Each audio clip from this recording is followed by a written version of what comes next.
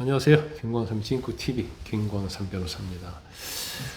해커들이 SK텔레콤의 유심칩을 탈출을 해갔습니다. 이게 양이 얼마나 되는지 그리고 털린 정보가 얼마인지 이런 것에 대해서는 아직도 밝혀지지 않고 있어요. 제가 오늘 아침인가요? 어제 아침이죠. 어제 아침 방송하고 길가 가고 있는데 통신사 판매점, 통신 판매점을 보니까 줄이 축 줄 서 있어서 왜 그런가, 뭐 보조금 많이 주고 뭐 어떻게 보면 굉장히 염가 세일을 하고 있나 이런 생각했는데 그게 아니고 바로 유심칩을 교체하려고 하는 그런 고객들이었습니다. 그래서 SK텔레콤이에요. SK텔레콤. 저도 SK텔레콤 쓰고 있어요. 그런데 이 유심칩이 뭔지 무엇인지에 대해서 이제 잘 모르는 경우가 많이 있고, 이거 털린 사람은 어떻게 해야 하느냐, 그 다음에 그로 인해서 나의 금융 계좌가 어떻게 탈출될 수 있느냐, 이런 부분에서 오늘 제가 구체적으로 말씀을 드리려고 합니다. 일단 구독과 좋아요, 알림 설정 부탁드리고요. 댓글을 달아주시면 감사하겠습니다. 일단 유심칩 정보는 일단 뭐 해킹 공격으로 이제 유출이 됐다는 거잖아요. 그리고 유심 정보라는 것은 한 세 가지 정도로 볼 수 있어요. 뭐 크게 이제 전화번호라는 게 있을 수 있고, 그 다음에 이동가입자 식별번호가 있고요. 단말기 고유 식별번호가 있고, 유심 인증키 이런 것들이거든요. 그렇기 때문에 이걸 탈출을 해가면 제가 쓰고 있는 전화번호를 똑같은 걸 만들 수 있어요. 복제폰을 만들 수 있다는 거죠. 그러면 이 복제폰을 가지고 범죄 행위를 할 수가 있는데, 나의 어떤 금융자산일지 이런 걸 탈취하려고 하면 제 금융에 관한 개인 정보도 알고 있어야 하는 거예요. 그렇기 때문에 이게 뭐 단지 가지고 가는 것만으로는 별로 문제가 없다, 그렇게 얘기할 수는 없는 겁니다. 그래서 이 부분도 제가 뒷부분을 자세히 설명을 해드릴게요. 일단 유심 정보가 범죄에 악용될 수밖에 없다는 거죠. 왜 탈출을 했겠어요? 범죄에 악용하게 하는 거예요. 그리고 이 유심칩을 가지고 대포폰이라든지 핸드폰을 얼마든지 만들 수 있습니다. 그리고 경우에 따라서는 뭐 이 유심칩 정보를 팔아 넘기죠. 예를 들어서 지금 SK텔레콤의 가입자가 알트폰까지 합치면 2,500만 명이 넘는다는 거 아니에요. 그러면 이게 다 탈출을 당했다고 봐요. 그럼 2,500만 개를 개수별로 해가지고 파는 거예요. 해외 범죄 집단, 단체.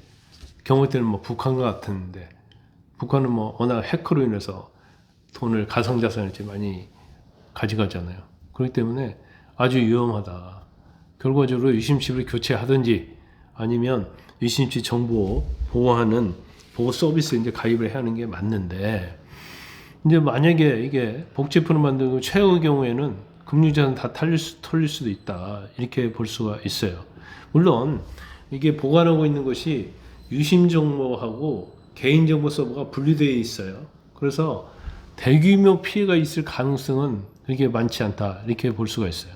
물론 SK텔레콤은 당연히 뭐 별도의 서버에 주민등록번호, 주소, 개인정보를 저장하기 때문에 아무 문제가 없다, 이런 얘기를 하고 있지만, 경우에 따라서는 그 유심칩을 해킹한 그 집단이든 개인이든 범죄자들이 나의 개인정보를 가지고 있을 수 있는 거고, 또 나의 개인정보를 가지고 있는 그런 범죄 집단에게 내 유심칩이 건너갈 수 있는 거예요. 그렇기 때문에 금융자산 탈취 가능성이 완전히 배제할 수 없다, 이렇게 봅니다.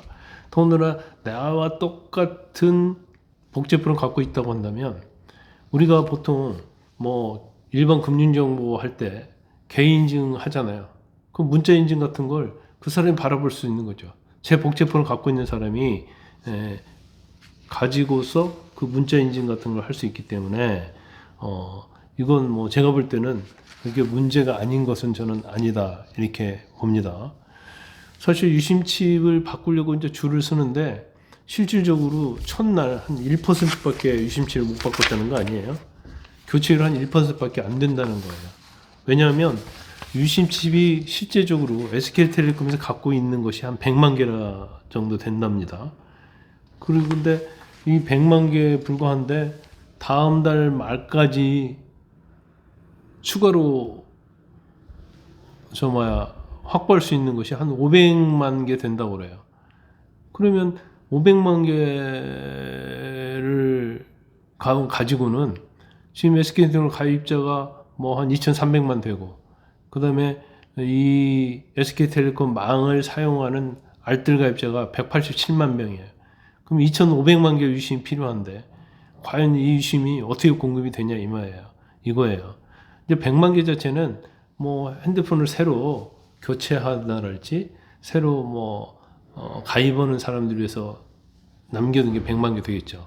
그러니까 해킹 당하지 않았다고 하면 이제 순차적으로 하고 필요한 건 다시 확보하면 되는데, 이제 갑자기 이렇게 더군다나 SK텔레콤은 이제 IT에 있어서는 최고의 기업이라고 볼 수 있잖아. 이런 기업이 유심 정보를 털렸다? 이건 사실 말이 되지 않는 거예요. 그리고 여러 가지로 보면 이제 SK텔레콤이 과연 이런 보안의 취약성을 어느 정도 극복을 했느냐, 거기 얼마나 투자를 했느냐, 이런 것 자체가 굉장히 좀 의심스럽다 이렇게 볼 수가 있어요. 아까 그 개인정보 유출과 관련해서 말씀을 드렸는데, 이제 유심칩을 가지고 어떤 금융사기 하는 거, 이걸 가지고 우리가 심스와핑이라고 합니다. 유심할 때 심이잖아요. 그 심스와핑이라고 하는데, 이제 해킹으로 빠져나간 정보를 가지고 그 개인의 어떤 주민등록번호, 금융정보, 민감정보 같은 걸 갖다 알게 되면 이걸 굉장히 악용을 한다는 거잖아요. 그래서 이 심스와핑 자체에 대해서도 사실은 상당히 많이 발생을 하고 있어요. 일단 유심칩 빼낸 정보 가지고 유심 만들잖아요. 똑같은 유심. 그 다른 휴대전화에 꽂아요. 그래서 복제폰 만들잖아요. 그 다음에 이제 계좌에 손을 대는 것이 바로 심스와핑인데, 복제 휴대전화 가지고 금융인지 정보를 빼내는 거예요. 미국에서 보니까 한 21년에 한 해만 해도 1,600건 넘게 범죄가 발생했다는 겁니다. 그래서 물론 뭐 금융 인증 자체는 여러 단계를 거치기 때문에 과도하게 그렇게 우려할 필요는 없다고 한다 할지라도 사실은 유심칩을 바꾸는 게 맞다, 저는 그렇게 생각을 해요. 그래서 저도 뭐 사실은 시간이 없어서 아직 유심칩은 바꾸지 못하고 있어요. 그렇지만 그 SK텔레콤 통해서 그 T월드인가요? 거기 가서 보면, 아니면 요즘 문자를 보내더라고, 수차적에. 그래서 유심을 보호할 수 있는 그런 프로그램에 가입을 하면 사실은 뭐 큰 문제는 없을 거라고 봐요. 왜냐면 여러 가지 거기에서 차단을 하고 있기 때문에 유심 보호 서비스에 가입할 것을 여러분을 권장을 드립니다. 유심칩 바꾸기 전에, 뭐 유심칩 바꾸려고 해도 이제 바꿀 수가 없잖아요. 왜냐면 너무 모자라고 있기 때문에. 그래서 무료 유심 보호 서비스에 가입할 것을 이제 권장을 드립니다. 이 통신사 해킹 사건이요, 전에도 상당히 몇 번 있었어요. 2014년 3월인가요? KT 홈페이지 해킹해가지고 1,200만 명의 정보가 유출됐었고요. 또 2023년 1월에는 LG U+가 디도스 공격 받았었어요.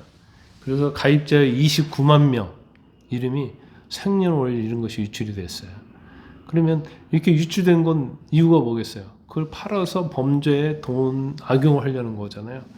그렇기 때문에 반드시 유출 여부를 확인해야 하고, 이번에 제가 볼 때는 SK텔레콤 유심 대란에서 보듯이 유심 자체도 뭐 보호 서비스 가입하는 것도 중요하지만 순차적으로 유심 칩을 교체하는 것이 더 안전하지 않을까, 저는 그렇게 생각을 합니다. 감사합니다.